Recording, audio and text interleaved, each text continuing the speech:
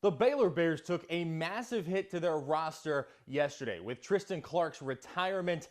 The Bears lose not only a key piece in the post, but on the bench as well. Ahead of what's supposed to be an incredible 2020-2021 basketball season, Scott Drew commends Tristan as an incredible team player who loves to see his teammates succeed on the floor. And although he tried for as long as he did and could to recover from his injury, Clark says he was just in too much pain to be able to suit up for his senior year. Because I know I had a lot of expectations coming from the year before with my performance. It was very hard. There were days I couldn't practice. There were days I just had to be in the training room all day. I couldn't do anything.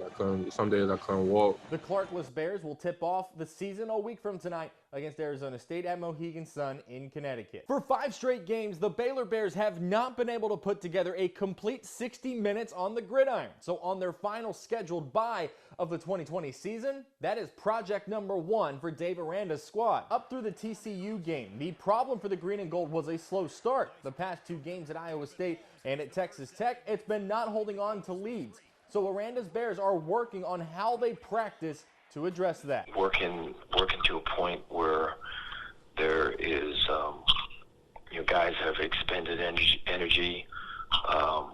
Guys have, maybe it's 7, 8 plays of going, and they've got to execute.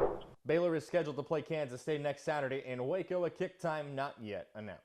Today, the Big 12 was forced to reschedule a second game due to COVID-19 issues. The game originally scheduled for Saturday between Kansas and Texas has been postponed to December 12th due to COVID-19 issues at Kansas. The Jayhawks have fallen below Big 12 conference thresholds. The game will still be in Lawrence.